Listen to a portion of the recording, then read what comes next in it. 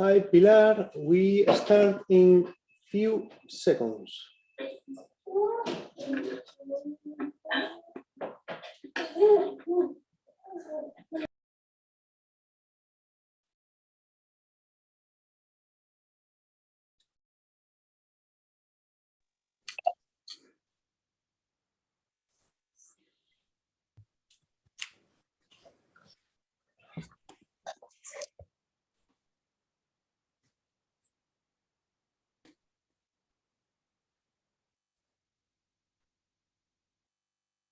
Ladies and gentlemen, welcome to Digital Communicators.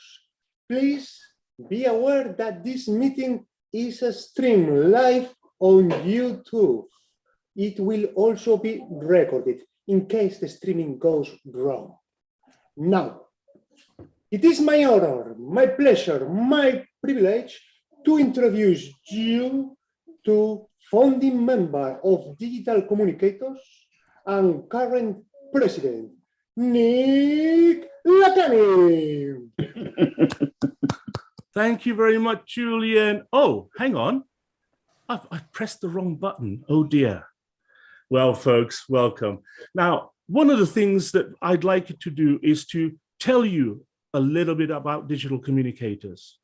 We are an advanced Toastmasters club. Now, for those of you who are not Toastmasters, Toastmasters is a speaking and leading organization. I see it as it's helping me gain influence and improve my communication skills. But this is a speaking and leadership club, and we are an advanced club, so we have, confident people who still want to get better. But also it's called Digital Communicators. And what we do is focus on digital tools, online presentations, how to look good on screen, but also it helps us in real life events as well. And one of the things that we use is digital tools like this one particular one called Prezi, and the club owns a subscription of this. That means the club uses this in order to help our members practice not only for real life, but for the next job interview, the next promotion, or meeting the next client. That's the point. This club focuses on working with people to improve themselves and practice skills to go and use them outside of Toastmasters in their real life to give them more success. Whether it's YouTube, whether it's Prezi, whether it's, for example, with the next piece of software we're buying is Loom and Descript. They're going to help us record videos and also edit them on the fly very, very easily. And we're going to teach our members how to do it. This is the point. We as a club help each other. We as a club help each other communicate. But also think about it this way. If you have a passion like the environment, like sustainability, don't you want to share your message? Don't you want to reach as many people as you want? Don't you want to be engaging, whether it be face-to-face or online, whether it be on live or on video? These are the skills that we learn, practice, and develop and help each other with. If you're interested in getting your message clearer and further, then come talk to us. Our Vice President of Membership is Pam Rowley. She is in the room, and she is going to be happy to talk to you today or after today. Now, what we have is, we have a lot of things going on today. We actually have the before session party, which we had already, the warm-up, which was fantastic. Thank you all for coming to that. We have a wonderful array of speakers. We then officially close the meeting. Then we have our after party where we chat and joke and laugh and actually spend time with each other. So you're welcome to stay for as long as you wish. Please enjoy yourself, sit yourself down, have a good time, interact with the games that we have, and also put your feedback, put your comments into the chat as well. Now, it gives me great pleasure to welcome the Toastmaster of the evening, or the MC of the evening. Please give it up for the person who has been behind this particular event from the very beginning. She's worked ever so hard, put a fantastic team together, and she's going to take you through for the rest of the evening. Please give it up for the wonderful, the delightful, the diligent Kavita Dulai. Thank you, Nick. Thank you so much. Everybody, welcome to Earth Day celebrations. Do you know that Earth Day started on the 22nd of April, 1970? The 1970s were brilliant. It wasn't just about the music. But Earth Day, 1 billion people come together and celebrate in different ways. You will find people do tree planting. They do scientific lectures. They talk about solutions. And there's much, much more. The theme for Earth Day is invest in our planet. So thank you, everybody, for being here, because you are investing in your planet by showing up, energy, your time, and your attention. Thank you.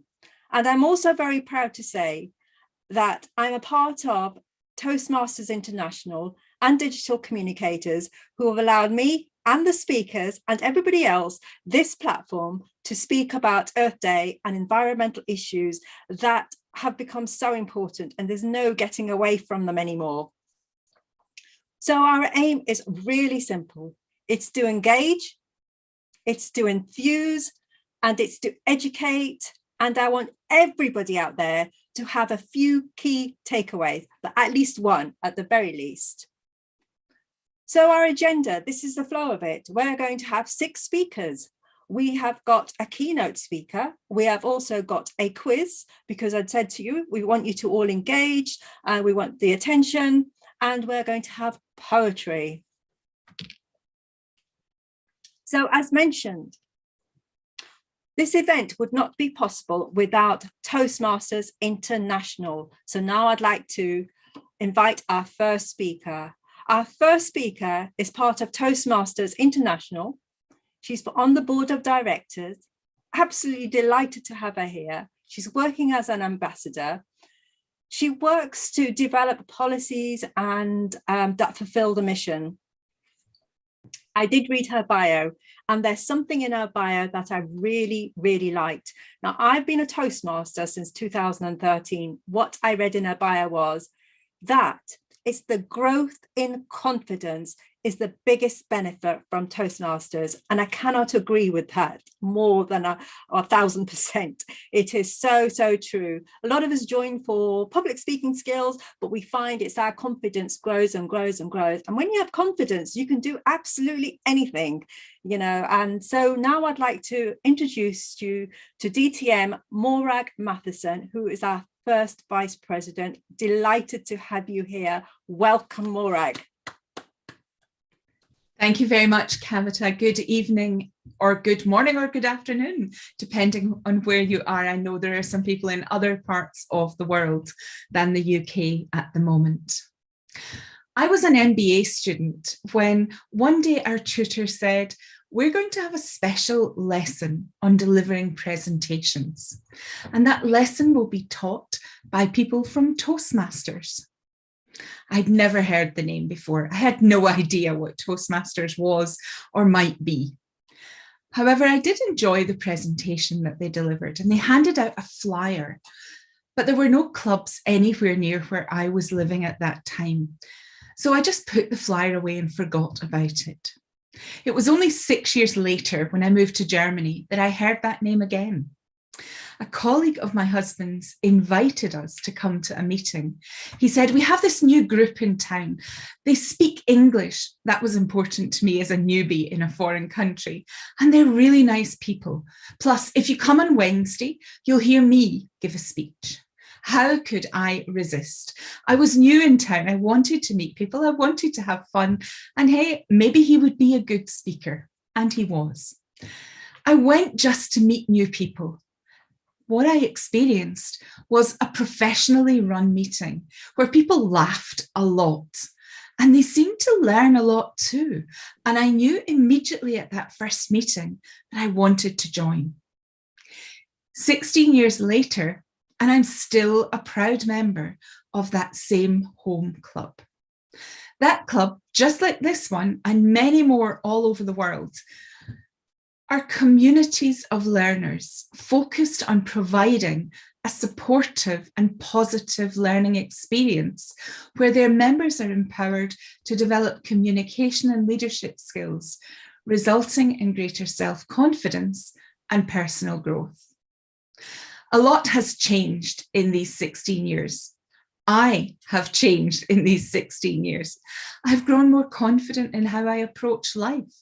I've changed my career. I've discovered a whole new world of possibilities becoming available to me. Toastmasters gave me a platform to learn more about myself and to develop new skills by leading teams in my club, in my district, and internationally.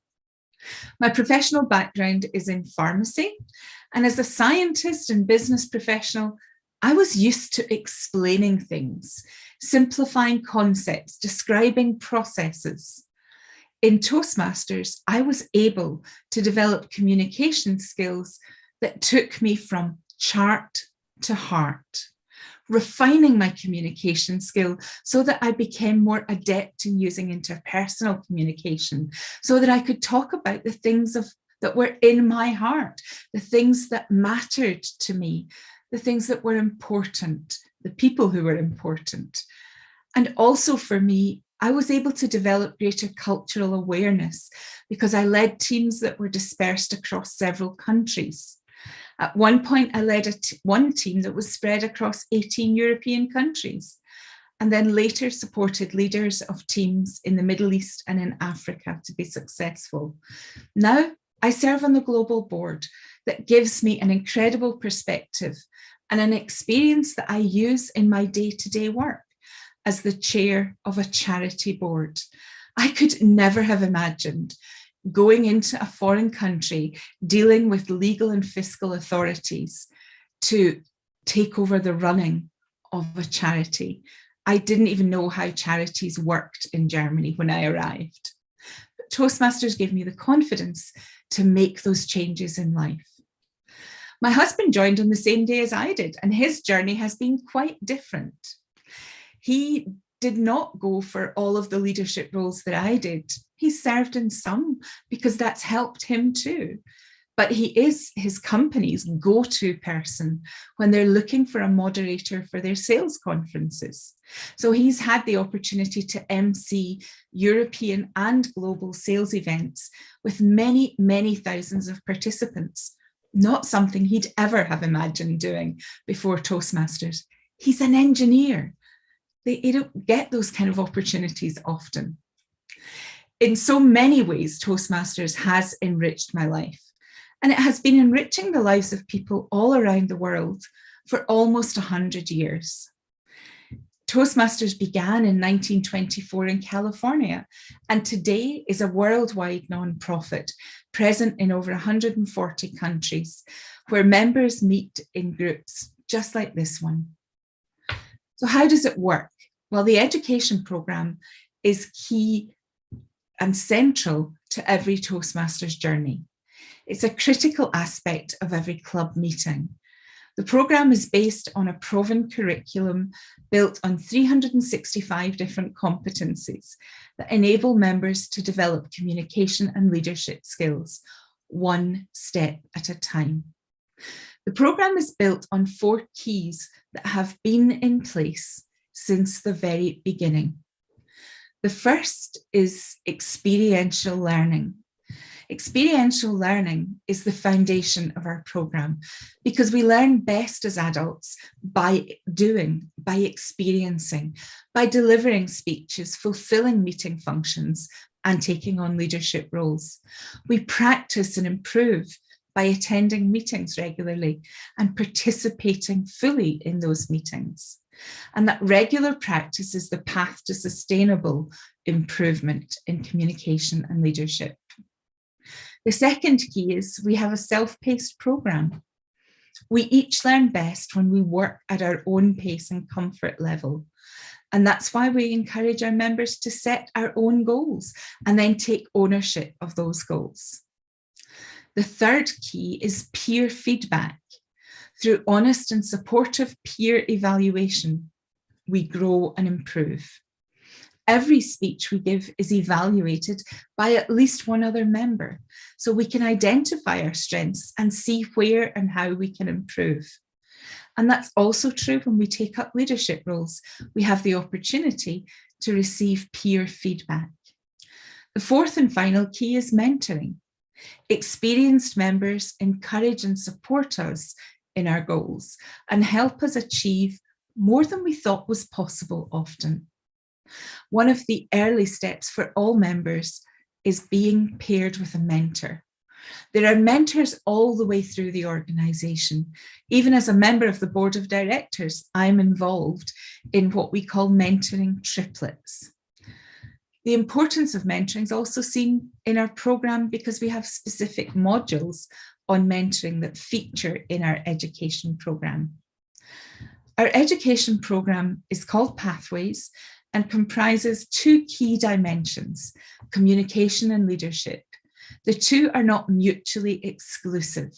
They are interwoven through the programme. Members progress by completing a series of projects and receiving evaluation or taking part in self-reflection, with many opportunities for milestones and recognition along the way. There's also the opportunity to take up leadership roles inside and beyond the club, which bring a series of different types of learning, such as leading a PR team, organising events, multi-site management skills, casting vision, setting strategy, to name but a very few. Many organisations sponsor employees to participate in Toastmasters because they see the benefit for their organisation when their employees gain benefit from our programme. And the employee themselves, just as any Toastmaster, gains many, many benefits, such as becoming more effective in different styles of communication, in building listening skills, developing critical thinking skills, giving and receiving constructive feedback. It's great to get feedback, but to receive it properly and know what to do with it is key, because that's what's going to make a difference for you. Building self-confidence and developing leadership skills. Toastmasters, I think, is a continuous professional development program that keeps evolving for you as you set new goals for yourself. And the program can flex just as you can flex. It's an effective route to building that self-confidence as well as competence in key skills. An essential part of any Toastmasters meeting or event is fun. It's one of the things that impressed me in my first meeting when I saw how people laughed and enjoyed. The founder of Toastmasters, Ralph Smedley, said that we learn best in moments of enjoyment. I don't know about you, I'm having an enjoyable evening here already. The fun in the breakout room with the music and the dancing a little bit. And I know that there's going to be much more for us. So I hope that you have an enjoyable evening here with Digital Communicators this evening, and that you might move to pick up a key that unlocks your own potential. Back to you, Kavita. Thank you, Morag. Thank you. That was brilliant. That was superb. In that speech, there was all the reminders of why I'm still here many, many years on. So, and also, I just want to share something I picked up from that presentation, because I too am a scientist. It's that chart to heart, getting all that data.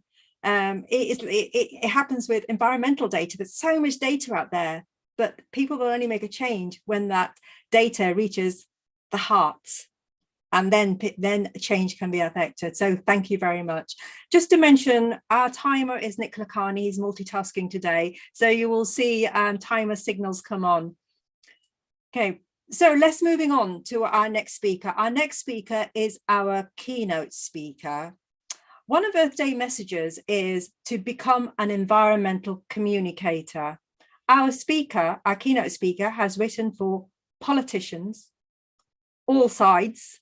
He's also he's written for governments, again, all sorts, and for oil companies, and he's also written for the BBC. He's also done a TED talk on rhetoric, and I would recommend so highly, just go and check it out. It's brilliant, and it's a great reminder of how rhetoric can be used.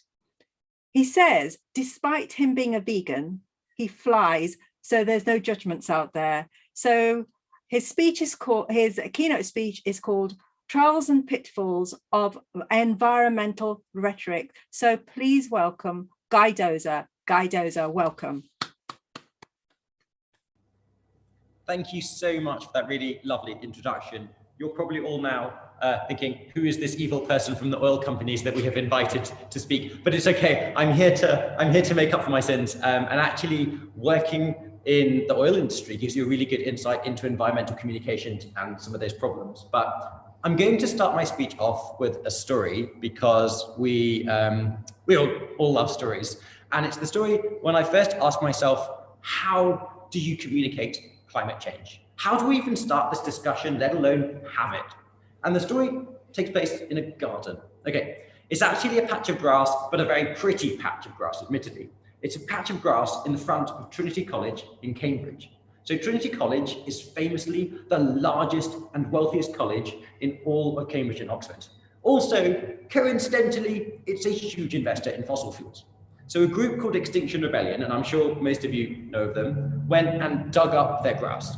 They didn't damage any property or any plants which were valuable or rare. They just dug up a bit of lawn. And the result was that it looked ugly. I won't lie, I wasn't sure how to feel about it at first. I was undecided. I walked past it almost every single day. I saw the mud and I thought to myself, it's a bit of grass. And then I saw something interesting. I saw that Outrage.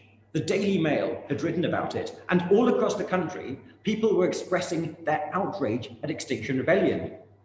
Fanatics, radicals, brutes, all sorts of names were thrown about. There was so much outrage that Extinction Rebellion would dare go and destroy a piece of grass. And I remember one day there were two women stood by this patch of mud, and they were there surveying the devastation and destruction, because to them that's what it was, although it was just grass. So they're there with the devastation and the destruction. And I heard one of them say, "This is too far, Gladys. This is outright barbarism." And barbarism was the word that they used. And I remember thinking to myself, how dare you? How dare you have such a strong emotional response to a patch of grass that has basically no ecological value whatsoever? This college is funding an industry which is probably destroying entire ecosystems. Animals are dying, rare plants are being destroyed, irreversible damage is being done to the environment. I thought about these two people and I wondered, do you ever display any sort of emotional response to the actual damage that's being caused? Do you call it barbarism with the same passion and outrage when people are forced out of their home because of climate change? Do you call it barbarism with the same passion and outrage when people are dying of thirst? No, of course they don't.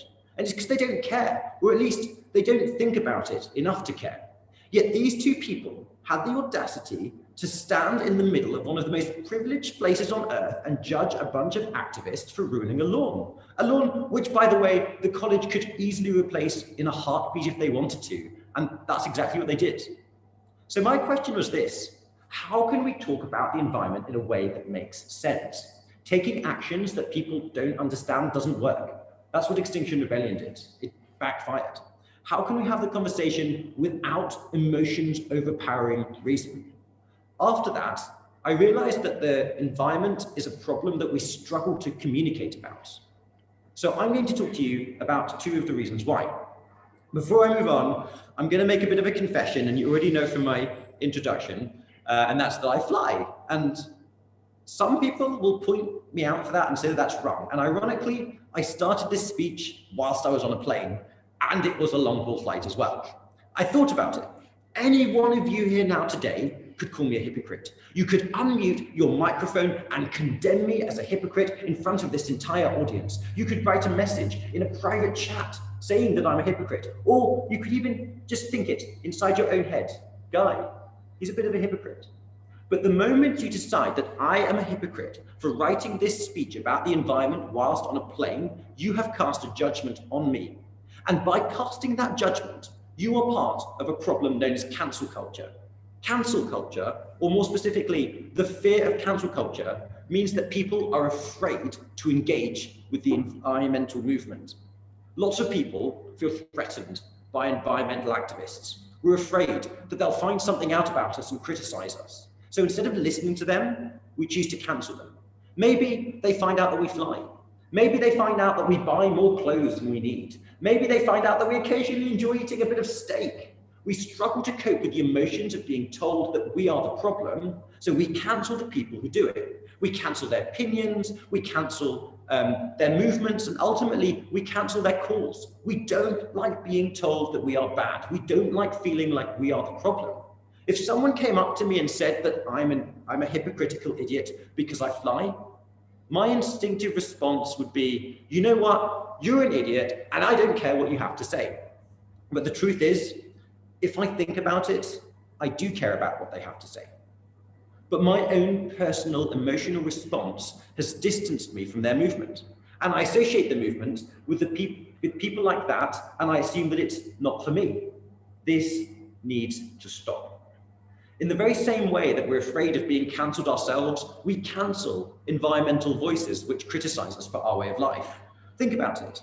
We brand Extinction Rebellion as fanatics or barbarians. We dismiss scientists as self-serving extremists with a political agenda who just want more funding.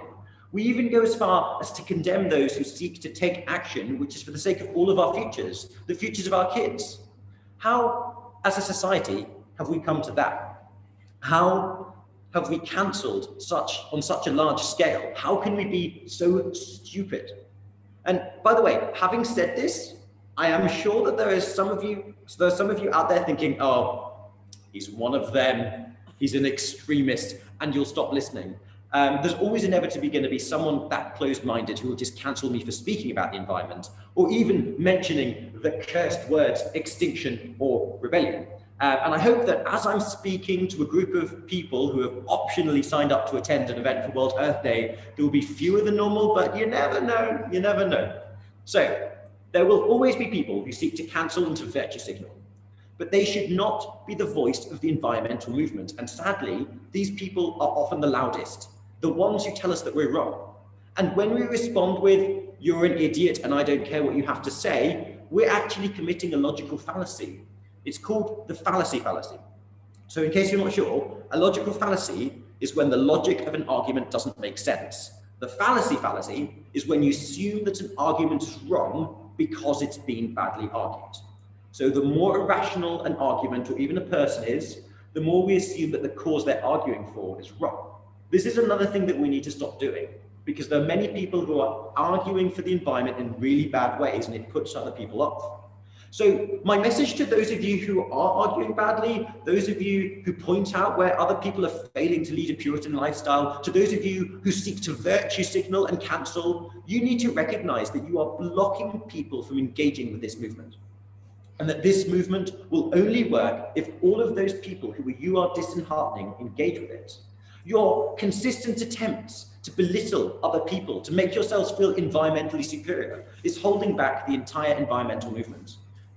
You are turning something which needs to involve everyone into an elitist club for people who only live your lifestyle. If you're one of these people, I strongly suggest that you stop, reflect, and change. A movement will struggle to gain momentum if we're cancelling forces within that movement. And each and every one of you here today is a force in a movement, and don't let anyone tell you otherwise. You each have your own voice. You each can achieve something, no matter how great or small. Each and every one of you has the ability to take action for the environment. It's not down to a small number of people making a great personal sacrifice. It's down to a people, as a collective, as a community, as a race, to take action. But there will be people who try to cancel you. Oh boy, there will be. There will be people who tell you that you're not good enough. But there are also people who are informed. There are people who are balanced, who will be able to, work with you and help give you ways in which you can change your lifestyle. And we should always be open to listening to those people. We should also, to an extent, be open to the people who criticize us. I think that as a people, we should always be open to change. Naturally, these problems mean that we have a very difficult time talking about the environment because we love pointing out where other people are wrong or hypocritical. Cancel culture kills dialogue. And without dialogue, people don't learn. Movements don't gain momentum and change doesn't happen. Climate change and the future of the environment, the future of Earth, is impossibly difficult to understand. How can we as mere little insignificant citizens understand something that grand, something that powerful, something that dangerous? And the answer is that without being a dedicated expert, we probably can't. We've all experienced some sort of anxiety from reading the news. Climate change anxiety is now a thing and it's affecting young people. You get some people who suffer really bad depression because of this. The more you learn about the environment, the more difficult it gets to process it emotionally. There are people who look at the state of the environment and weep. And the tragedy is they actually have every right to weep. So I've presented you with one of the biggest barriers to communicating about climate change, the cancel culture, but which is the second one? The second one is that it's really hard to synchronize the message and the objective. What do I mean by this? Every speech or any sort of communication needs to have a message and an objective. The message is what you want to say, what you want people to understand. And the objective is the desired outcome of your speech, i.e., what action do you want to happen as a result of your speech? Every speech needs to have a message and an objective. If it doesn't, then it's probably a pointless speech. We've all heard those, they're not the best. So why is there a problem synchronizing the message and the objective with speeches around climate change? The answer is that the message, if delivered properly, will depress an audience into a state of nihilistic apathy. If you communicate well, if you do what Quintilian, Cicero, and Aristotle tell you to, and your audience understand the danger that climate change poses, they'll be scared, they'll be sad, they'll be depressed. And when they're scared, sad, or depressed, you can't expect them to feel empowered to take action. The sad truth is that when we're communicating about the environment, we're saying that there are two outcomes. And this is a message that we often hear. There's outcome A, which is devastation and destruction, devastation of the environment and destruction of entire populations. And then there's option B, which is worse devastation and worse destruction. And our objective when communicating about the environment is to get people to fight with everything that they've got for devastation and destruction. How do you do that? What words can motivate people to fight for a cause that's already so lost? And the truth is we don't actually have the words, or if there are, we just haven't found them yet. Here's an example of just a difficult message which is hard to communicate. There are lots of different studies out there. They all come to slightly varying conclusions, but they're mostly along the same lines, but the numbers differ slightly. So I found one such study on the Australian Academy of Science, and it concluded that on our current levels of consumption on renewable resources, the Earth can sustain a population of 1.9 billion people. We currently live in a population of around 7.7 billion people. That means that there's a surplus of 5.8 billion people who are alive now today based on our use of non-renewable resource. So the question is, what will happen to these excess 5.8 billion people when we run out of non-renewable resources? Think about it and do the math. It is not a pretty picture. And this is the point where in your speech, your audience buries their head in the sand because the message is too overwhelming. It's too scary if you communicate it like that. Francis Bacon says something very, very wise. He said that people prefer to believe what they prefer to be true. We prefer to believe that the numbers are wrong. We prefer to believe that the scientists are lying. We prefer to believe that there's some magic solution that we haven't discovered yet because we don't like being depressed and we don't like feeling this way. And if you think about it, we're not even biologically programmed to consider risks that great. No matter how many flights we cut out of our lives, no matter how many steaks we don't eat or how many coats we don't buy, there's not much that we can do as individuals that will change that number significantly. So how do you empower people in the face of a possible human extinction? Some people turn to faith, but even the faithful struggle to process it. After all, the story of Noah's Ark involves God basically killing all humans apart from one family. Some people turn to denial and pretend that it's not really happening. Also, not constructive. Some people just accept it and decide to do everything that they can to help. And some people just go ahead and live their lives. I can see that some of you guys look pretty shocked, but chillax, it's okay. I don't mean to depress or scare anyone. And I want you to remember, I am not a scientist. I'm not an expert in the environment. I'm just some dumb speechwriter who has too many opinions. But what I can do is I can tell you how to word something. I assume that you've all listened to Greta Thunberg's "How dare you" speech. She gave a speech and she repeated "How dare you" quite a lot if you missed it. So I have a question to you. When she gave her famous "How dare you" speech, who do you think she was talking to? Do you think that any of the people in that room were like, yeah, she's talking to me, I'm the villain, you got me, okay, I feel a bit bad now? No, no one felt like that. Each and every person listening assumed that she was talking to someone else, because we love to blame someone else. We love to feel that it's not our responsibility. Her use of that rhetorical question in that speech helped people believe that it is someone else's fault. One of the common criticisms that I heard about Greta Thunberg's speeches is that she raises problems. She raises them in ways which makes it very clear what she's talking about, but without offering any hope, or hope that will make her audience feel empowered to take action. So how can we give hope? How can we empower an audience in the face of such a threat? And I'm not going to pretend that I can say anything better than Greta Thunberg, but what I will say is that we should always have hope. Even in the darkest of times, there should always be hope. I want you to imagine that each and every one of you has a candle. And that candle might seem small, it might seem insignificant in the face of such a great darkness. It might even seem useless. But I promise you that if each and every one of you here lights your candle and holds it up, we will create such a light as the darkness has never seen. We will light up new paths. We will see things in new ways. During World War II, Winston Churchill said that when you find yourself marching through hell, you need to keep marching. And being honest, that seems to be the direction that we're headed. We can't afford to stop. We can't afford to delay. We can't afford to wallow in self-pity and despair. We'll hold our candles, we'll cast our light, and we'll march through that darkness. And to where we march, there are no guarantees at this stage. But what I can promise you is that the more light we cast and the firmer we march, the longer we will have to think about what to do and how best to do it. The world can sustain 1.9 billion people on renewable resources at our current rate of consumption.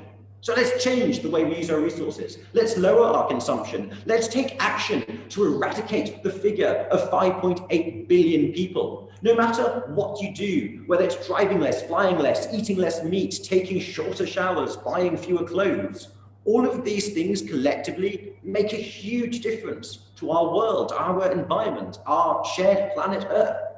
If there's one thing I want you to take away from this today, it's that the message is scary, but the objective is achievable. The objective might not be all rosy. It might not be that happy Hollywood ending, but it's still a better outcome, and a better outcome is worth fighting for. And some outcomes we don't even know yet. So let's not give up. Rhetoric is the most powerful tool that we have in a time of crisis. It civilizes the savage, it empowers the weak, and it brings people together in a way that nothing else can. But in the same way that rhetoric can bring people together, it can tear them apart, whether that's a community, a small group, or an individual. It can destroy our spirits and shatter our souls. Rhetoric, if used recklessly, will drive an audience to depression. Any speaker who's tackling the issue of climate change or the environment needs to acknowledge this. As with all tools, rhetoric needs to be used with responsibility. You can't just preach doom and gloom, even if doom and gloom is the most likely outcome or the way you see it. You need to use your words to paint a picture of hope. Otherwise, you need to acknowledge that you're driving people into a state of apathy, whether that's through cancelling them or depressing them. So what are the trials and pitfalls of rhetoric of the climate change? 1, don't let your voice be drowned out by the fanatics. They do not outrank you and they do not own the movement, and you have every right to take part. And 2, rhetoric is a dangerous tool. You need to balance the power of the message with the reality and achievability of the objective. I hope that you found this speech interesting.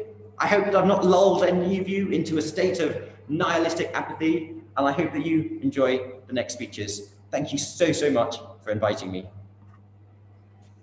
Thank you, Guy. Thank you. There was so much thought-provoking stuff in there, so much. So just lots of appreciation for you. Brilliant. That was absolutely brilliant. And there's so much in there that I could actually just pull out. And I agree, it's all about projecting hope and optimism, and that's where I'm from. I'm from hope and optimism. I'm all about solutions, and I think a lot of you out there are about solutions, and it's about working collectively together. And I agree, the environmental message is really quite hard to put over. I have been trying to do a presentation in many clubs. I've had loads and loads of evaluations, which is the beauty of Toastmasters, and I think I'm getting there. But thank you, Guy. Thank you so much. And if you can, guys, I want this to be all interactive. Can you put one thing in the chat that you learned from that speech, something you're going to take away and maybe put into your own speeches? Can you please share? Thank you. So now we're going to also move on to our next segment. Our next segment is Earth Day poetry. There is nothing so more beautiful. We've been talking about words, putting them in rhetoric, but there are other ways to put words together. One way you can put words together is in poetry. Our poet is also a voice coach. He says that so much can be said in just so few words. He also says a world of ideas and feelings can be contained in just a few lines and a bit of a verse. And that can be so nice to listen to. So please welcome our DTM, Andrew Bennett. Welcome, Andrew. Thank you, Kavita. A search on the internet for poems that are suitable for Earth Day brings us 3 poems by lady poets. Now, does this mean that we guys have got to get starting writing poetry about Earth Day? I think it does, but I have 3 poems by lady poets for you this evening. One of those ladies actually writes poetry for a living, and the other 2 have simply been moved to share their thoughts and feelings with us. The first poet is Jane Yellen, and she puts in a nutshell why we commemorate and celebrate this particular day. It's called Earth Day. I am the earth, and the earth is me. Each blade of grass, each honey tree, each bit of mud and stick and stone is blood and muscle, skin and bone. And just as I need every bit of me to make my body fit, so earth needs grass and stone and tree, all things that grow here naturally. That's why we celebrate this special day. That's why across the world we say, as long as life, as dear as free. I am the earth, and the earth is me. Candice's poem is next. Candice's poem was written 13 years ago, but we've all been watching the news recently. Any news broadcast will convince you that the topics are still very much actual and of now, even though they were written 13 years ago. So here is Candice's poem, and it's called It's Not Just Nature That Needs Saving. No wonder we're so confused and angry in this world today. War, lies, money continue to haunt us day by day. What on earth have we done to deserve this kind of fate? Yes, look at the earth. It too is suffering, upset that we've put all its good to waste. From toxic chemicals to the hopeless cynical, all people feel unsafe and alone. Still the earth, as we collect corpses above and below it, struggles to survive. Remember, we reap what we sow. From dirty politics to lack of gas alternatives, some try to inform and let people know that as war and elections get worse, so does the ozone. Our trust in government is just thinning away, and landfills and oil spills are causing communities to do the same. As the water depletes, we're taking the heat. We've nowhere else to go, but we're not hesitant to say no to a couple who simply want a plot of land to call their own. Funny, if you're not rich or intelligent, your class is bound to be low. Remember, you reap what you sow. It's not just nature that needs saving. How long before we know we're not so far apart, but in fact, a whole?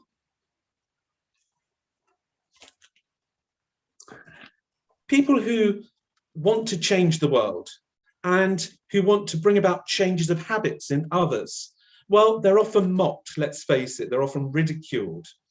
The last poem is Eva's poem, and I think she answers her critics really well.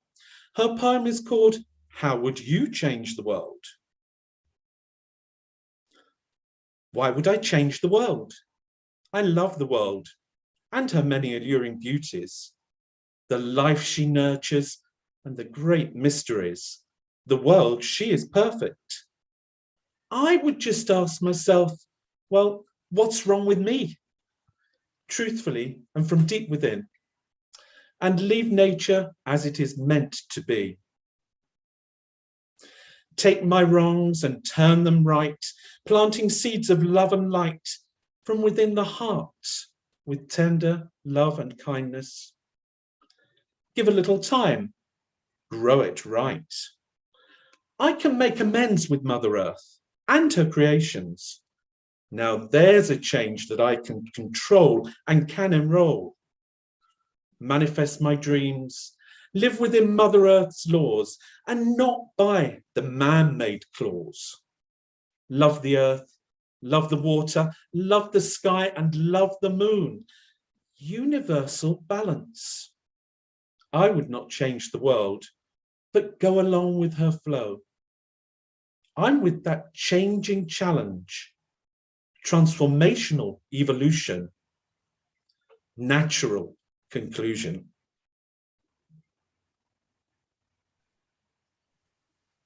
Thank you, Kavita. Thank you, Andrew. Please join me in thanking Andrew. Those words are so beautiful.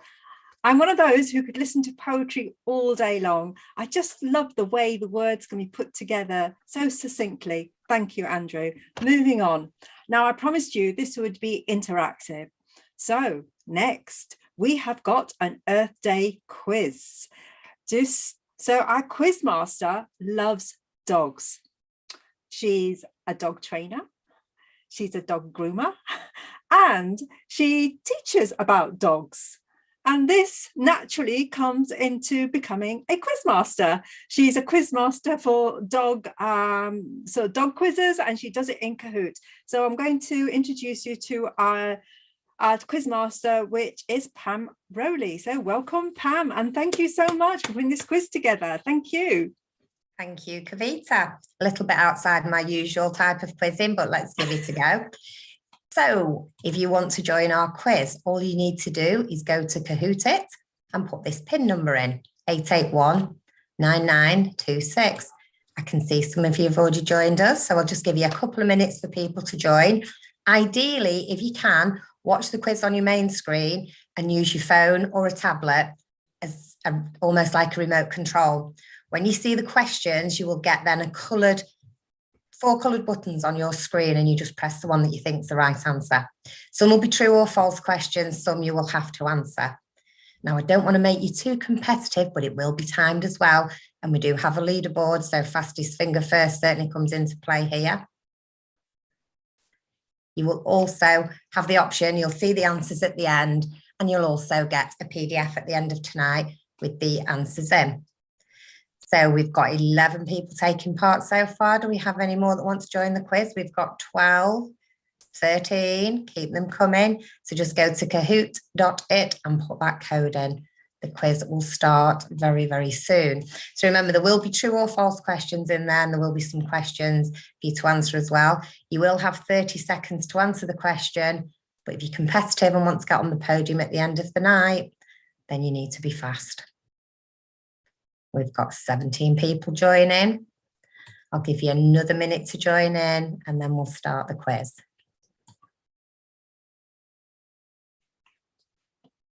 18 people, 20, we're up to 20.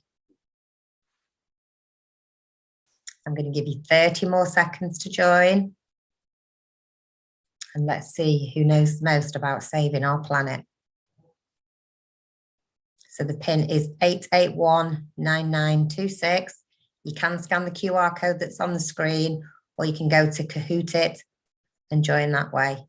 23 players.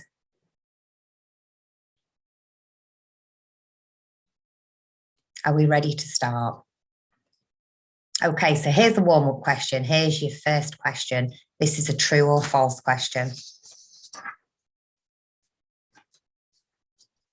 Wasting food increases greenhouse gas emissions. Is that true or false?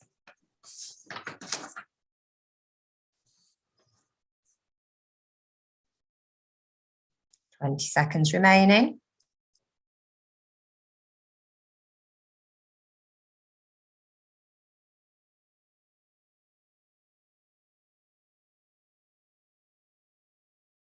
$5 seconds to answer.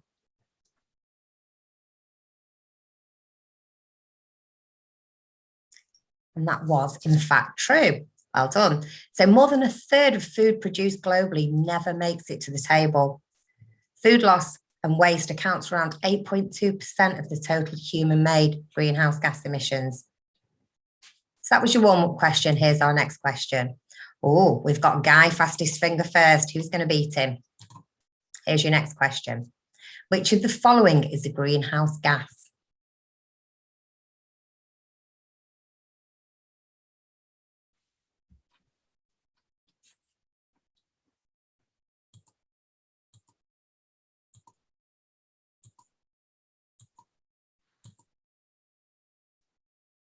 You've got 10 seconds left to answer.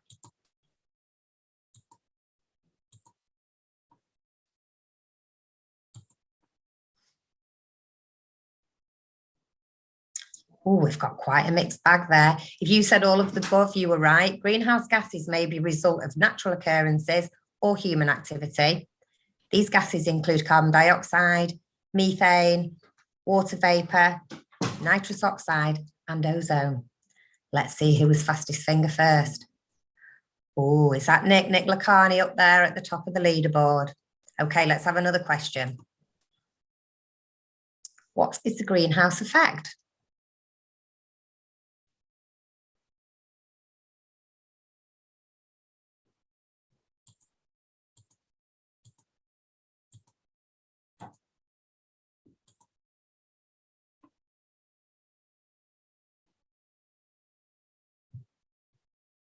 You've got 10 seconds left.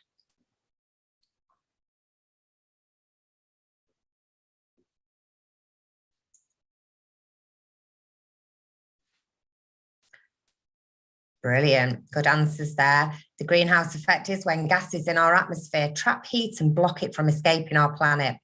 The Earth receives solar radiation from the sun, which passes through the atmosphere. Some of this radiation is absorbed by Earth, while some is reflected back to space. When this exchange of incoming and outgoing radiation occurs, some radiation becomes trapped by gases in the atmosphere. This creates the greenhouse effect and warms the planet. Let's see who's top of our leaderboard now. Oh, and he's holding his own there. We've only got one Nick in the room, haven't we? I think it's Nick Lacani. Somebody bang his fingers. Let's have another question. This is a true or false one. Most scientists agree that climate change is real and is caused by humans.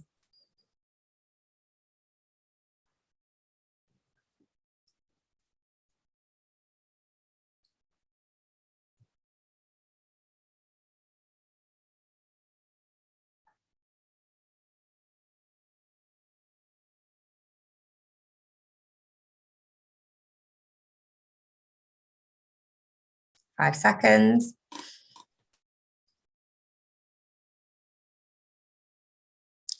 And most of you said that was true, and you were right.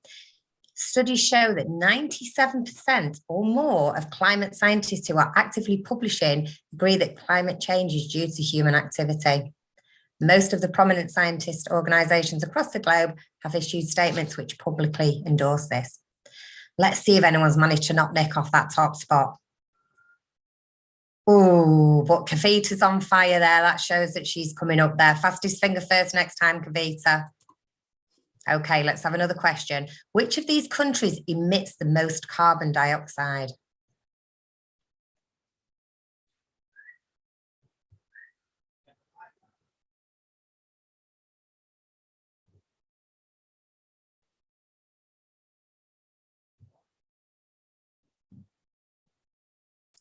You've got 10 seconds left.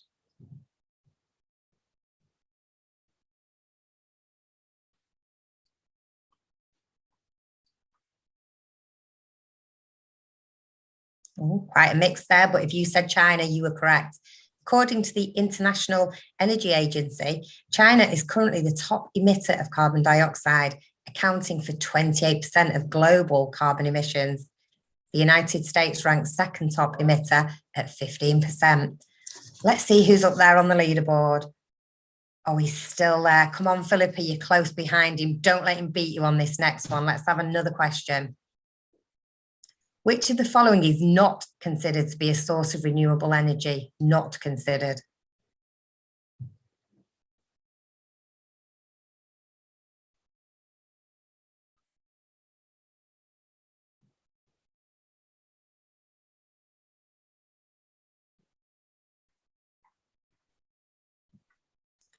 Ten seconds.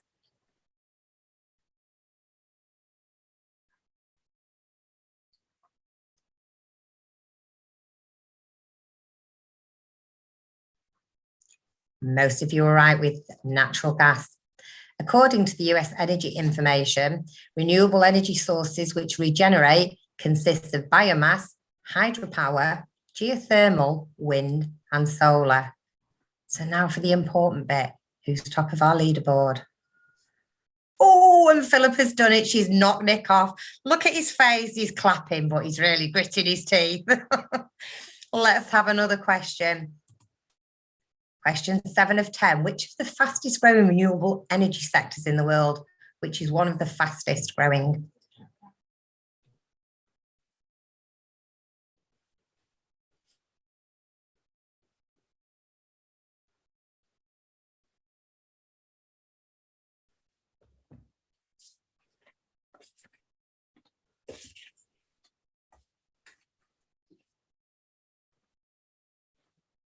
Five seconds left. Can you change your place on the leaderboard?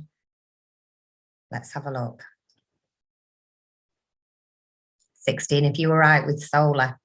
Solar energy is one of the fastest growing renewable energy sectors in the world. In 2018, solar energy produced just over 2% of the world's electricity. Overall, renewable energy used for electricity has grown by around 7%. Let's have a look who's up there now. Philip is holding her own, but there's a few people making a comeback there. They're biting at your heels. Let's see who can be fastest finger first on this next question. According to scientists, how many countries could run entirely on wind, solar, and water power by 2050?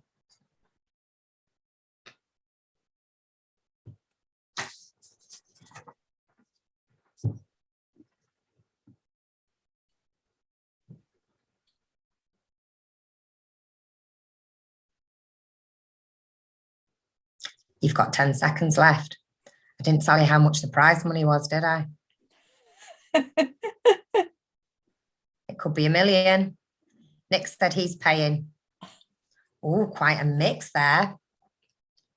So the answer was 140. According to a roadmap created by scientists, by 2050, nearly 140 countries could run on energy created solely from wind, solar, and water power. This represents more than 70% of the world's countries. Doing so could help avoid some of the consequences by climate change, while also preventing millions of premature deaths each year and creating jobs. Let's have a look who's in for the £1 million prize. When it's still Philippa, but chomping close on her heels is Green Life. I think this is our next question, our last question. Let's have a look. Oh no, question 9 of 10. Amsterdam is pursuing a circular economy. But what does this mean?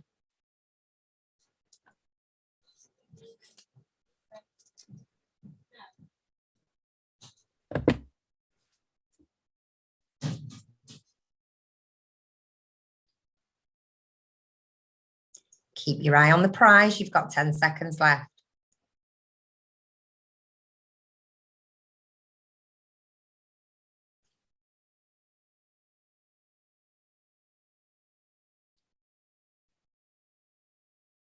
Most of you got that right. A circular economy is a reimagining of the way we use resources. If you chose the take, make, waste model answer, it's actually the opposite of that. With that model, products and materials end up in landfills and cause tons of waste. A circular economy attempts to change that, mitigating waste and priding itself on regenerating natural systems. Let's see where we are on the leaderboard. You've got one question left to change it. Philippa's still there at the top. Green Life slightly behind. Kavita in 3rd place. Let's see if this last question changes everything. How can an individual reduce their carbon footprint?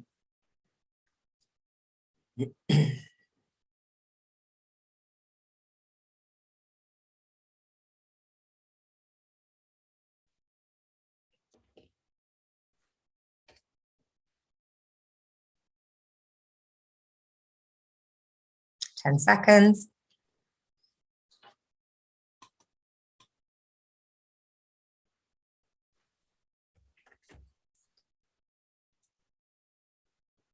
The majority got that right, changing to a plant-based diet. Other ways that you can help is to walk, bike, or take public transport. Use less air conditioning, or if you're in the UK, less heating. Change to LED light bulbs. Choose local foods that are organic. Reduce food waste by planning ahead, cooking in bulk, freezing. Reusing leftovers. Compost food waste if possible. There's so many ways you can help, and I'm sure you're going to hear more about that tonight. So the bit you're all waiting for, we did agree £1 million to the top prize, didn't we, Nick? I'm sure you said that. Yeah. Okay, let's see who's in for our £1 million prize. So in 3rd place, with 8 out of 10 questions right, we have Sophia. Hey, well done, Sophia. In 2nd place, also with 8 out of 10, we've got Green Life. But top of our leaderboard with every question right, Philippa. Well done, everybody. I hope you found that useful. There will be a PDF in the chat later. For now, I'm going to hand you back to Kavita. Thank you, Pam. Thank you so much. That was so skillfully done. Can we give a big hand appreciation for Pam? That was so well done. Thank you. So please, can you, like I said, it was interactive. Can you actually now, when in the next few minutes, share what you've actually learned from that quiz? Because we would be running these quizzes again, but I'd like to know what you've actually learned, what you enjoyed. Just one thing, please.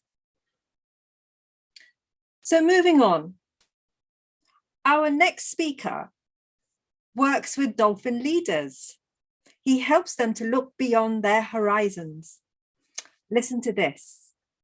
He has got a personal goal, a personal mission, and that is to inspire 100 million people to take action in ocean and sustainability. He's organized TED Talks. He talks at conferences. In 2024, he is going to sail around the world solo in a zero net yacht. So please welcome Leonardo Zangrando, speech title, Earth Day, Take Action. Welcome, Leonardo. Great, thank you, Kavita. Thank you very much. So, you think you can't have an impact? Well, think again. We are much more powerful than what we allow ourselves to believe. You are much more powerful than what you allow yourself to believe. You can achieve the impossible if you only really believe it. My mission is to inspire 100 million people to take individual and collective action for ocean sustainability. I started with a much smaller objective to inspire 1 million people, and I produced a TEDx event on ocean sustainability. I didn't know if I would have succeeded. I didn't know what steps I should take. I had no speakers at hand, no venue, no sponsors, and barely no time. But somehow, I knew I would make it happen. And I did, because the most important thing is to have a very clear objective in your heart and listen to your intuition about which is going to be your next step. Not that I didn't have my fair share of failures, among which losing most of the event recordings. But I found 7 fantastic speakers with whom it's been a pleasure to work. We also managed to recover some video content to publish 5 videos that in a couple of months collected more than 100,000 views on the TEDx channel. And I managed all of this because at every single moment, at any temporary defeat, I had absolutely clear in my mind the final objective. So we can have an impact, which goes beyond our immediate actions. The question is, do we really care? Do we really feel the pain? In talking about sustainability, do we really understand that our life as we love it is in peril? 1.5 degrees Celsius is just a number, not particularly scary. And besides, why alienate the millions of people who speak Fahrenheit and don't understand Celsius? It's about 2.7 degrees Fahrenheit, by the way. But what it means for the planet is huge. Entire ecosystems collapsing, coastal areas becoming inhabitable, wildfires burning our backyards, powerful storms, hurricanes displacing millions, and on and on. Where's the issue then? It's easier to turn a blind eye to an incumbent disaster if looking at it would mean giving up our comfortable life. That's why the developed countries are the most resilient to the message, while being the primary cause of the disaster. What? Me? Giving up on air conditioning and my powerful SUV? Okay, so much for self-flagellation. What can I do? An amazing movement is appearing all across the world, taking action to avert the disaster. But most importantly, to get more attuned to nature and life. What happens when a scientist who helped launch satellites realizes the impact we are having on the world? Joshua Spodek, PhD, hasn't been flying since 2016, and he's enjoying it. He produces 1 bag of garbage every 2 years. His electricity bill is less than $2 per month. His impact on the planet is 90% lower than the average American. Would you guess that he's living miserably? Well, you'd be wrong. He enjoys every single moment of his life, and he's able to appreciate so much more of it than before converting to a sustainable life. He's got a great podcast at joshuaspodek.com, which is growing exponentially. And there you can learn from him how you can have a massive positive impact on sustainability. My suggestions: 7 letters. 1, A, for acknowledge. Recognize that we have a problem rather than hiding behind excuses that individually we can have an impact. 2, R, for reduce. Reduce consumption, full stop. Do you really need all the stuff that you buy? We are trained to respond to our fears of being inadequate by buying more and more. But do we really need it? And most importantly, do we need to buy and consume, as in discard immediately thereafter? Which leads up to the next step. 3, R, for reuse. Use your stuff as much as you can. Then give it a new lease of life by donating it to a charity so that it can be used again. Or even more radical, do what I do. Most of my clothes, apart from my underwear, are from charity shops. Not because I'm poor and can't afford to buy new, but because I don't want to consume clothes. I want to use them. 4, R, for recycle. When I got here in the UK, I was so proud I was collecting all the plastic from my purchases and recycled it. That was a couple of big bags per week. Now I feel ashamed at all the plastic that we consume in the name of practicality. What about buying fresh fruit and vegetables instead, in season from local producers? So not only recycle, but avoid plastic altogether. And finally, the elephant in the room, 5, R for repudiate. Repudiate what? Fossil fuels, obviously, avoid as hell. In one way or another, they are the main cause of global warming. Do you really need your fossil fuel car? And 2 cars? And 3 cars? Can you avoid taking the car and use public transportation instead? Can you walk or cycle? Or at least use an electric car? Can you avoid flying to go places? 6, G for go for it. Better taking some action now than any. Start small and then do more and more. And finally, 7, H for 100-fold. Find ways to multiply your action 100-fold through your networks, friends, and family. A, R, R, R, R, G, H. Arg! Go for the pirate way and change the world. Thank you. Thank you, Leonardo. Yeah, that was brilliant. So inspiring. So many nuggets in there. As an audience, I would love to know what one thing you're going to do, perhaps take away from Leonardo's talk, something you want to just take away and think, yeah, I can do that. Why not? Thank you.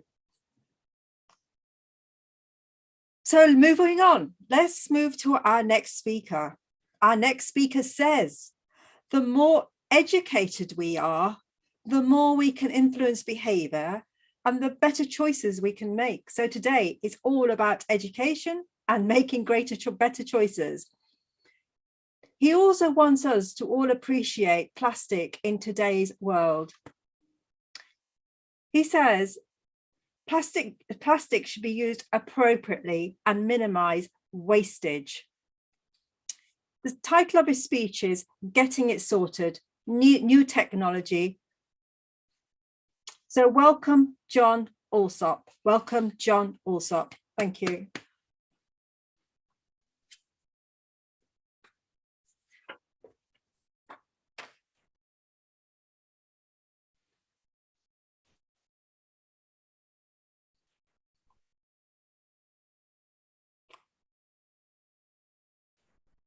Can't hear you, John.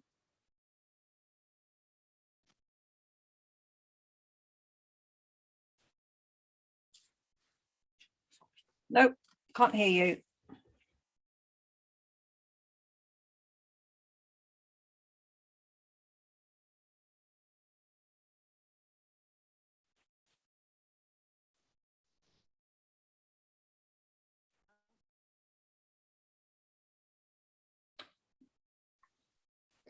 Do you want to get your sound sorted? I'll put the next speaker on if that helps you. Yes, please. Oh, you're back. You're there. I heard you then. Okay, can you hear me now? You're there. You're there. Oh, thank you, everybody. Go for it. That's my technology not performing as it should do. Good evening, everybody. And first of all, thank you, Kavita, such a warm invitation to everybody at Digital Communicators for allowing me this stage to speak to you a little bit about plastics. And I know to many of you that will be a pariah subject and something we don't want to learn about, something that we know about, and we want to get rid of it completely. But I'd like to present to you this evening a slightly different take on it. What I'd like to do is to give you a brief overview of plastics, where it comes from, and some of the things that we're doing in the industry to try and reduce the impact on the world. So first of all, the first plastics that were introduced back in 1869 by a chap called John Wesley Hyatt. And this was in response to an advertisement in the New York Times asking somebody to come up with an alternative material to ivory for making billiard balls. And he came up with celluloid, and it was one of the first plastics introduced in the world. And at the time, it was advertised as saving the elephants, and it was used to replace turtle shell, ivory, and horn.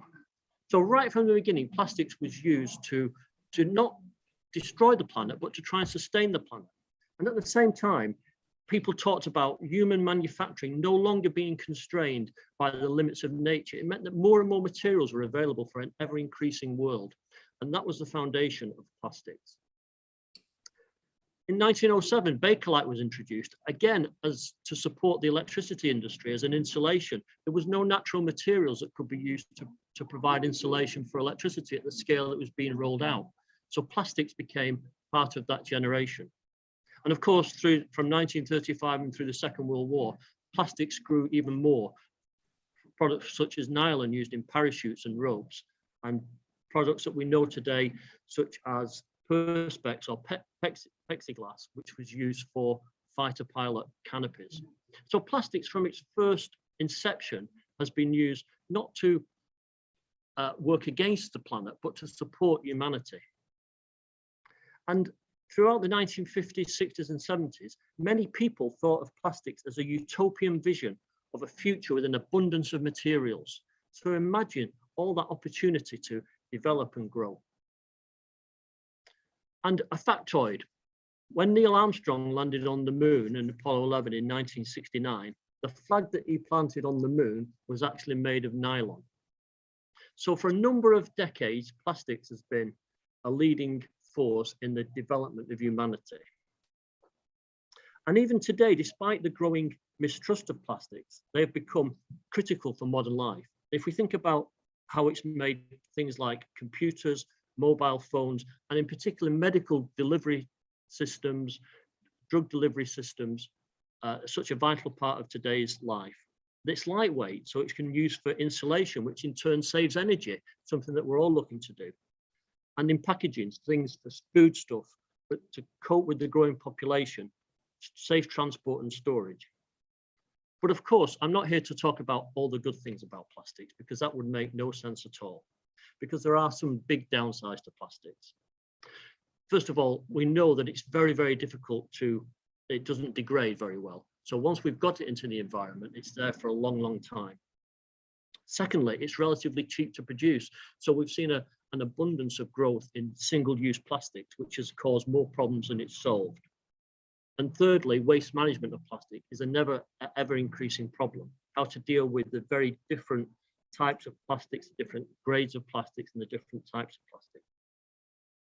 So the challenge for us all is not how to get rid of plastics, it's how to make the most of these innovative, versatile materials, but minimize the impact it has on our world. So in plastics, I see there are three key stakeholders. They're the producers, the users, and the consumers. What do I mean by that? Well, the producers are the producers of plastic, these big multinational chemical companies that go around making these really bad materials that we use throughout the world. And some of the things that the plastic producers are doing to try and minimize the effect of plastics in the environment is to look at low impact polymers, polymers that don't have the same level of impact on the environment.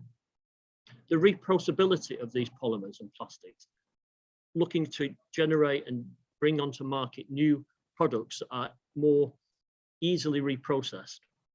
And thirdly, looking at biodegradable plastics. So plastics that actually will degrade in the environment. The second stakeholders are the users. These are the people and the companies that use plastics in their products. And what they have to look at is how to select the right plastics, the design and the functionality, not simply looking for plastics that can be printed on to give good advertisement, but finding plastics that really have a functional use rather than just there to dress things up or make life too easy. And thirdly, and most importantly, are us, the consumers. And this is what I'd like to just touch on now. This is the difference that we can make to plastics in the environment. So the three things that I think we can do is, first of all, select what we're using. Do we really need that disposable razor with the plastic handle that we have to throw away after 3 or 4 uses? Of course we don't. We can use a proper razor blade that lasts longer, or even electric razors. So think about the types of plastics that you're using and the reason why you're using those plastics. Is it solely for convenience, or is it because of functionality and need? The second thing is to look at how we can reduce our plastic consumption. Do we need to buy things that are made of plastic just because they look nice? Do we need to get plastic carrier bags when paper carrier bags will function just as well and will have a less impact on the community? And thirdly, something that some of our speakers already touched on is to recycle. Think about when you get those plastic products in your household, what you're going to do with them afterwards. And the time to clean the plastic storage containers and sort them into recyclable and non-recyclable products is minimal compared to the impact that you can make on the world. So when I think about plastics, I consider what difference I can make. And I was looking for a quote to include in this speech. And I found a quote from Joseph Jumbant, who's a 18th century moralist and essayist. And he said, "We must respect the past and mistrust the present if we wish to provide for the safety of the future." So my call to you today is to think about the plastics you use, how you use them, and what difference you can make. Thank you, Kavita. Thank you, John. Thank you, John. That was brilliant. There's so many reminders in there. So thank you so much. For me, the plastic, that was the first story I heard, was the plastic, and the plastic in when it appeared all on Facebook, swimming in the ocean and wrapped around dolphins and all that sort of thing. So thank you. I couldn't agree more. So thank you for bringing that topic here and giving us some real takeaways there. So again, please share in the chat your takeaway. What are you going to take away from John's speech? Thank you. So moving on, our next speaker is always looking for individuals, things that can make a difference in the climate. And I can vouch for her, because once she heard my climate speech, she actually said to me, "Go and speak there, go and speak there, go and speak there." She introduced me to loads and loads of clubs. So she's always looking for opportunities, how she can improve on the environment. Her speech is about how clothing does harm to the industry, and she explores the choices we can make. Her favorite quote is, "Do or do not. There is no try." That's Yoda. The title of her speech is "The Problem with New Clothes." Please welcome DTM Antonia Harrison. Antonia Harrison. Thank you very much, Kavita. Do you have access to clean drinking water? Good, then I'll begin.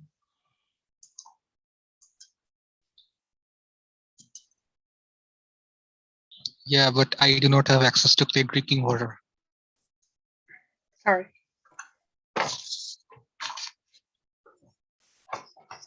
How much water do you think is needed to make this cotton jacket? It's an astonishing 10,330 litres. How much drinking water is that for one person? Enough for 24 years. Now, I was amazed when I heard these facts on Stacey Dooley's documentary on the BBC. We go to the tap every day, turn it on without thinking, but what are the millions of people for whom water is an everyday struggle? How are we contributing to their problems just by our consumerism of wanting new clothes? How many colours does that shirt come in? Over 100 billion garments a year are produced every year, which equates to 43% of all clothing sales in the EU. Now, this is just cotton. It takes 15,000 litres of water to make a new pair of jeans. Yet how many people walk around in jeans that are ripped? Look like they've been around the block. What about the river pollution caused by making our new clothes? On one river in Indonesia, there are over 400 factories releasing toxic levels of cadmium, lead, and arsenic into the water that the people are using for bathing and washing. Is it fair that we're doing this to them? A new t-shirt costs over 4,500 litres of water. Do you really need all those t-shirts in all those different colours? You can see how regions are drying out, and we are part of the problem. Water pollution is an invisible crisis, says the World Bank. And through its excessive water usage, the clothing and textile industry is a major contributor. In 2015 alone, the sector used 79 billion cubic meters of water. And the UN estimates that globally, 80 to 90% of wastewater returned to the environment is untreated. 20% of global wastewater is caused by the dyeing and finishing processes in the fashion industry. Certain chemicals used in these processes can be problematic, such as chromium and pesticides, which also affect local drinking water. From the cotton fields causing algal blooms that choke rivers, the dyeing process releasing a cocktail of toxic chemicals, and the washing of clothes that releases microplastics. Our new clothes are damaging aquatic ecosystems. The microplastics even accumulate in human body tissue. And we haven't even talked about polyester. So what can we do? Because we all want to look good, feel stylish, and who doesn't like a bit of retail therapy? Well, you can start by researching alternative clothes suppliers. For example, organic cotton uses 91% less blue water. Outland denim, apparently favoured by the Duchess of Sussex, uses low water options. Look for a fair trade or a better cotton initiative label. And there's a fibre called EcoFi, a polyester fibre made from recycled plastic bottles. These sound like good ideas to me. And then, like Leonardo and myself, you can pop by the charity shops to find some pre-loved clothes. The UK's 10,000 charity shops make a colossal environmental contribution by reusing items, reducing the UK's CO2 emissions by an estimated 3.7 million tonnes per year. That's roughly equivalent to the entire carbon footprint of Iceland. That's the country, not the chain of shops. And some of them have really stylish clothes and accessories to offer. I have to tell you, most of the clothes and accessories I have come from charity shops. You can also buy and sell on eBay, or my favourite, Vinted, which comes from Lithuania, which is much easier to use because it's not an auction site. I have sold 20 items recently and bought 4 brand new jumpers from them, each costing about £4, a lot less than their retail ticket on them. Everything is listed by the brand if you're designer conscious. I'm going to pop my Vinted referral code in the chat afterwards to encourage you to set up an account. But you can start sewing. Might be tricky for some people. And you can visit a local repair cafe or start one. They repair electrical goods and they upcycle old things into new ideas.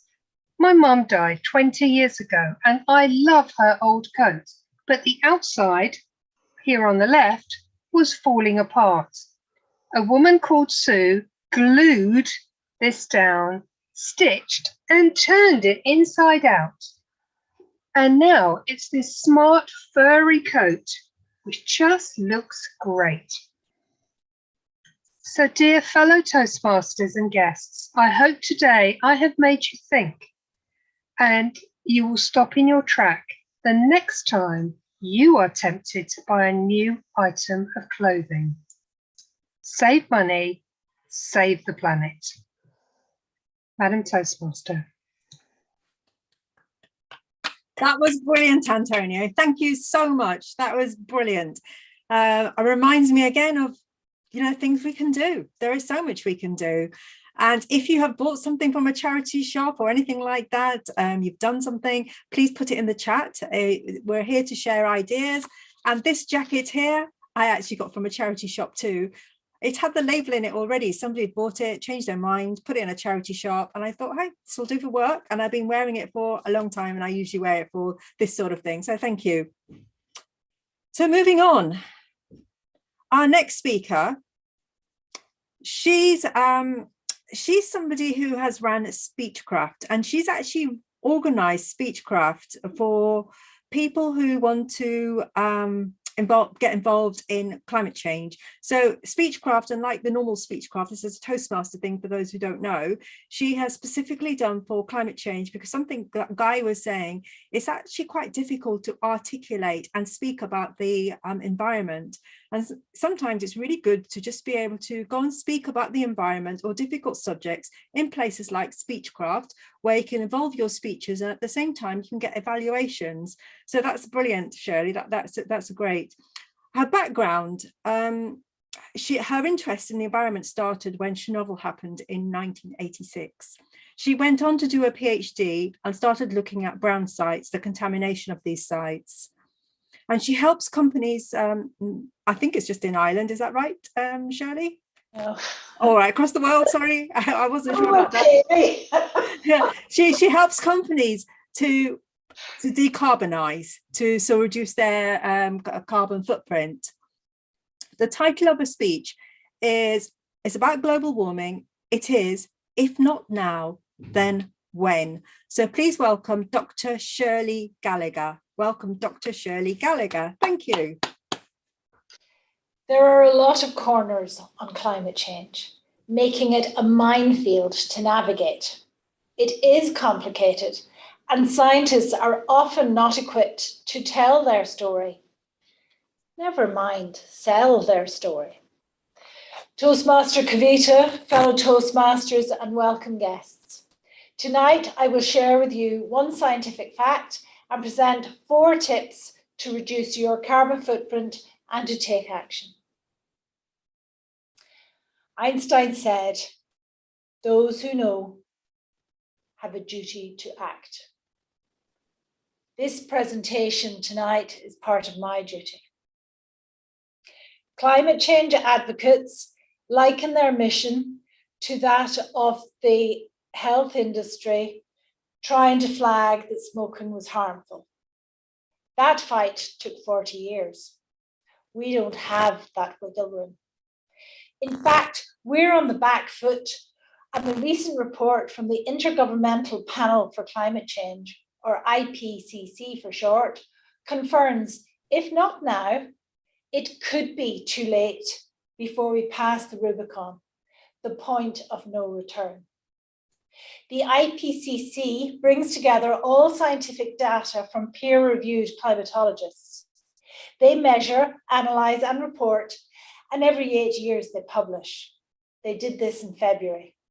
We do need action at a country level because too little has been done to date. I will explain why global warming is an issue so you can understand why it's so critical that the planet meets the Paris Agreement. This was agreed at the United Nations Conference of the Parties, or COP, where in 2015, 192 countries agreed they would take action. They agreed to maintain temperatures of 1.5 degrees Celsius above pre-industrial temperatures, or 2.7, as Leonardo was saying earlier in Fahrenheit. We are currently sitting around 1.2, depending on the data source.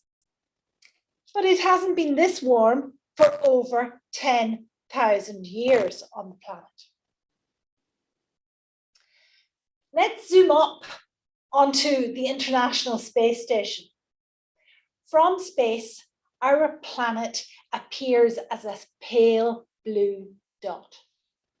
Around our planet are layers of atmosphere. Everything we breathe in is from this atmosphere, and everything we breathe out goes back into it. The key scientific fact, as the planet heats up, more water evaporates. I have a glass, Antonio.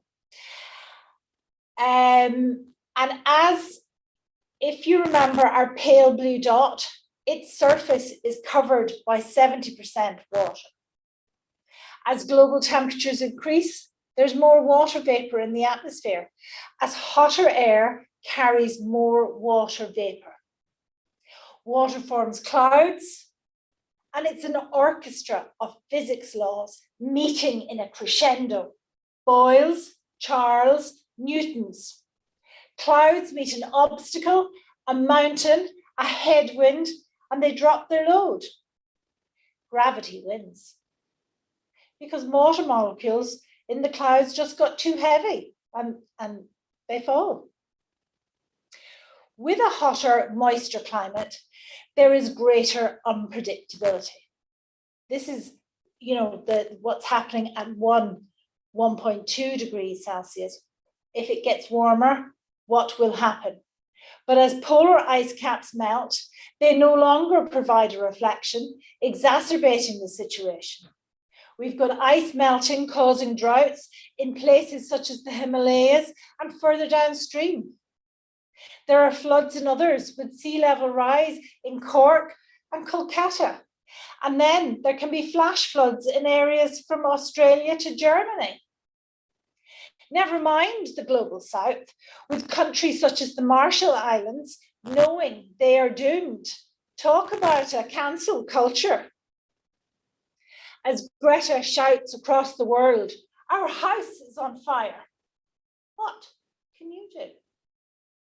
You can follow me in taking simple daily steps to make a difference. Buy things that are built to last. You've heard these before. Reuse what you can. And instead of buying products for presents, give experiences. The cultural sector will thank you for it too. These daily steps that consume less give you hope. But what is needed to make a global difference is to contact your public representative and ask them, what are they doing? And if not now, when? Because every vote is a vote for climate action. Whilst the EU has taken action with climate law issued last July, targeting decarbonisation by 55% in the next 8 years and complete decarbonisation by 2050, it's a brave politician that will act for the long term. But if they have a mandate, your mandate, they will not just set targets, they will act. So in conclusion, a triple existential threat hangs over our planet. Climate change, biodiversity loss, and global water scarcity. We are being told by eminent climatologists in the IPCC, we are out of time. And it's time to act now. So fellow Toastmasters and welcome guests, now you know it is your duty to act. And if not now, when? Madam Toastmaster. Thank you, Shirley. Thank you so much. And I'm glad you brought in the quote right at the end again, because that is what I've taken on board. Those who know have a duty to act. And that was my feeling for a long, long time. So hence I created this event. I've got lots of other plans, but this is going along sort of Leonardo's line and other people's line. So thank you so much for bringing that quote in. Right, let's move on to hang on. Please also share in the chat one thing you've learned from Shirley's talk, one takeaway, something you want to take away, or something you didn't know perhaps. Please share it now. And what I'll do is I'll put all this together and send it out as a blog or a newspaper letter, something like that, so you all get an idea. Okay, thank you. So our next speaker, he is passionate about protecting trees, as you can see from his lovely background. Forest damage and loss adds about 10% to global warming. You heard Shirley talk about global warming and warming up of the atmosphere, but 10% of that comes actually from burning trees. The title of his speech is The Talking Tree. So please welcome Dennis Newman. Dennis Newman, welcome. Right, thank you very much, Kavita. The Talking Tree. Without us, there is no you. I stand tall, majestically before you. Dennis, I'm sorry, I can't hear you for some reason. Can you sort of move your mic or something? Mic's on. That's better. It's on now. Yeah, I can hear better. Is that Can case you for hear me everybody now? else? Yes. Can you hear me? That's loads better. Please start again. Thank you very Okay. much. The Talking Tree. Without us, there is no you. I stand tall, majestically before you, with my green afro and my slender ebony physique, swaying in the winds, with all my parts exposed, to be admired by who chooses.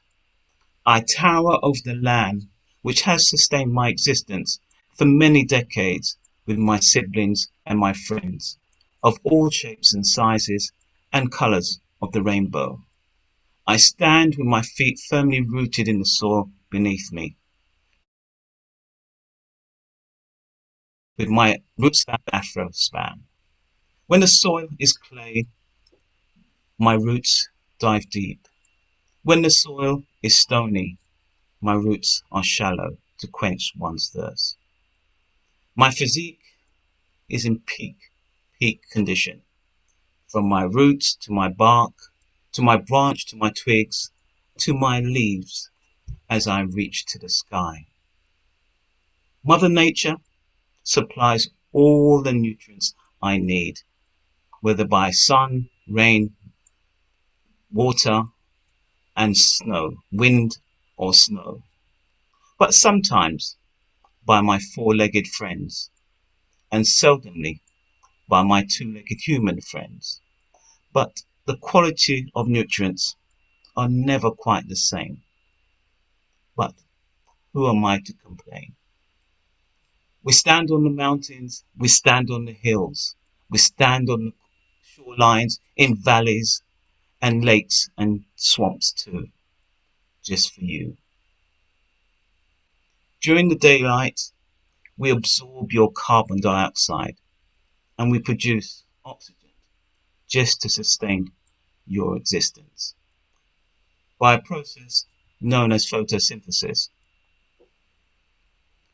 During the night, this process is reversed. Oxygen is absorbed and carbon dioxide is released. So please, we are the lungs of the world. Within my green afro, I offer protection and accommodation for many species, for their future generation. Yes, we are the lungs of the world. We release oxygen for humankind to breathe and exist. But for how long?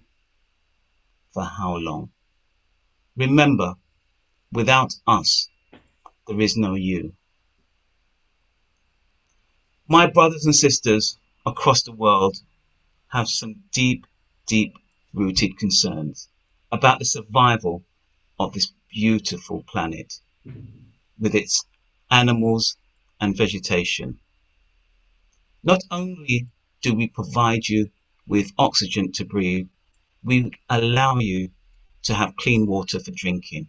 We provide shade against solar radiation, and we reduce noise. We provide growth for vegetation and protection against sunlight and also against heat loss. We provide food for humans, animals and plants. We assist in reducing and stabilizing the soil erosion. We provide habitats for numerous species of animal life and flowers. We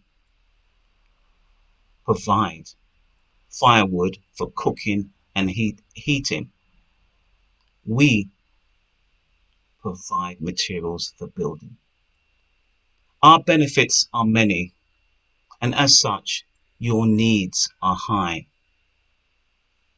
But our existence is being threatened. Yes, we are strong and resilient, but not invincible. What can you do to save us and in turn save yourself?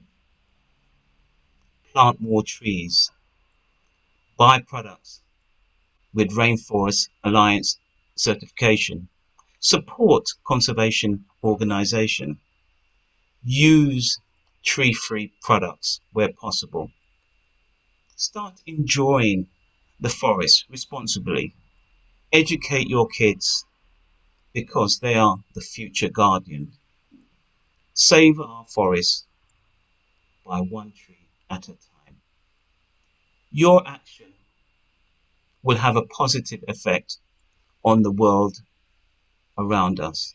Its effect may not be immediate, but the planet and future generations will thank you. As I stand tall before you, look into the skies, with my eyes filled with hope, I hope I'm not taking my last breath. Remember, without us, there is no you. We all need each other. Thank you. Thank you, Dennis. That was so beautifully said, and such a beautiful perspective to look at it from a tree's point of view, a talking tree. So this answer is simple. Just go and plant more trees. I mean, there's 60 of us in the room. If we all planted one tree each, that would be brilliant. And just to pick on what I think what Shirley said earlier, rather than buying stuff, ask people to do things. So for my last birthday, I actually asked people to just plant a tree. That's all they needed to do. So thank you. Thank you, Dennis, for that. So that brings me to the end of the speakers, and I'm just about to hand over to Nick. But before I do that, I just want to thank you all for being a part of this journey. Remember that the vision was let's invest in our planet together. That's what Earth Day said, and that's what we are all doing today just by being here. So thank you.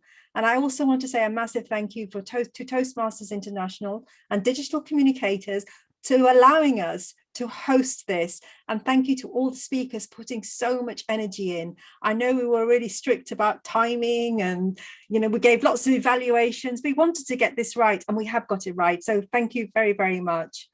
And one of Earth Day's initiatives, one of the things they've always said is become a climate communicator. It's through communication we are going to learn. Without communication, we don't get anywhere, but get the communication right. So Guy has given us lots of tips there. And Earth communication, climate communications is not easy, but it's possible. It's about setting the objective, that aim, and being hopeful. It's not all doom and gloom. I know that. That's why I'm here. My story I didn't share with you, but the reason I came to this, 1 year ago, a young chap came to my stage where I was the MC, and he started talking about sustainability. I was quite blank. I was thinking, I know this stuff. But once I'd done the quiz, I realized I knew so little. And the other realization I had, which is something Guy has said to us, there is a big gap between people our age and the children. So the kids seem to know everything about climate change because it's there, it's in their faces, it's on social media, they learn about it at school, but they just can't manage that information. But it's our generation who can make the difference. And the way we make the difference is by doing things like this, talking to the politicians. We've got the confidence, and some of this confidence, I'm the first one to admit, has actually come from Toastmasters. I'm quite happy to speak to my corporation when things aren't right, I will say. So thank you for that. So what will your next steps be? Now you know. What are the next steps? What are your next steps? Share them in the chat. I'd love to know what your next steps were, because I took this next step from a year ago. I thought I'm going to do this, but I have got next steps, my next steps, which is like Leonardo, I'm going to be organizing a TEDx talk in Northwest London. So I will be looking for speakers, anybody who wants to speak there. And I would love to work with Shirley on a speech craft. So where there is safe space for people to to fine-tune their climate messages and their communication, so we can give them feedbacks.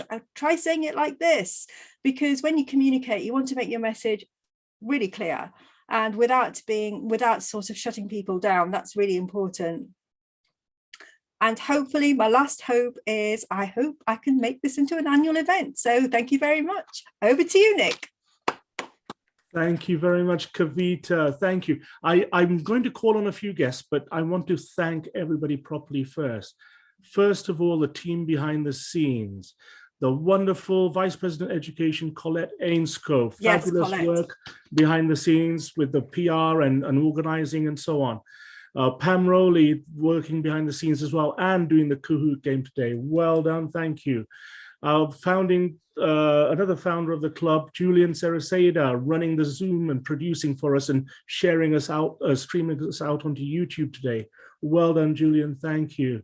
With our poet master today, Andrew Bennett, well done, loved it. Thank you so much for that. But especially Kavita Dulai, she's been the driving force for this. She made this happen today. She brought it together. Everything that's good about today is because of her. Well done, Kavita. Thank you. Thank you so much. Now, I'd love to thank all of our speakers today. So, Morag Matheson, if Morag is, I'm going to come to you in 1 second, Morag. Guy Dozer, and Leonardo Zangrando, John Alsop, Antonia Harrison, Dr. Shirley Gallagher, Dennis Newman, Kavita, and yeah, fabulous. Well done, everybody. I'm going to talk to a few guests. I have a few minutes before we finish the meeting. Morag, please tell me, what's your takeaway from today's meeting? I loved the passion that we saw in today's meeting. People expressing their passion for the same topic, but from different angles. And so my takeaway is there is something that each of us can do. We just have to choose our one thing as our starting point. Fabulous. Thank you so much. We're very grateful again, very honored to have you with us today, and we appreciate you stayed throughout the whole meeting. Thank you so much. Now, those of you who are guests, now we don't normally, our meetings don't normally last as long as this. Today's a special event. Normally we start at 6 o'clock for a little bit of warm up, 6:30 for the actual Toastmasters meeting, and then 8 p.m. we normally finish. These are all London times. So let me go to one or two guests and see how you felt. First of all, I can see in the room we've got Guy Dozer. Guy, takeaway from today's meeting. Well done, by the way. I was just amazed at what a high caliber all of the speeches were. It was absolutely fantastic, and I'm very honored to have been invited. So thank you so much, everyone. Thank you, Guy. Appreciate it. Let's go to some of the guests we haven't heard from earlier. I see a friend of ours, Angela Cook. Hi, Angela. What's your takeaway from today's meeting? Hello, Nick. Like Morag, I think the individuality is actually our power. And it was so well presented by each speaker at a level that was incredibly wonderful. But we can bring that down to our home level, our neighborhood level, our personal level. And each one of us is such an important player in making the future what we want it to be. Great. Thank you very much, Angela. Lovely to see you. Roger Cook. Roger, what's your takeaway from today's meeting? It was a stunning meeting. Well done, well organized. Each of the presentations had a special meaning to me, and I think that we all know what we need to do and take action now. Thank you very much, Roger. Thank you. Let's go to Rosanna Kerwin. Rosanna, hi. What's your takeaway from today's meeting?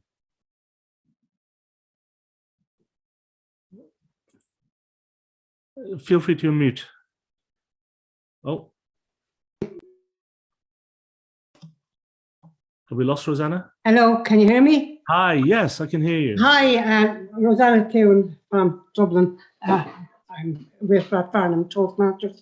I'd like to thank my friend Colette for inviting me to this today. I was caught up with family stuff, but I'm absolutely gobsmacked with what I've heard the gobsmack means the mouth in our culture, if you like. And I'm sad, and I'm heartened, and I'm thinking of there's a lovely, I wouldn't start saying the poem right now, but St. Francis of Assisi, Canticles of the Creatures, St. Francis of Assisi, and it's about brother, son, sister, moon, and all that stuff. And he lived way back there in the 12th century, and he was calling out, even at that time, for the planet, the creatures of the planet to come together. So I'm very, as I said, I came late. I couldn't get through. I was all, because I'm absolutely brutal with Zoom, but I'm very grateful that I got, and that every one of them were brilliant and inspiring.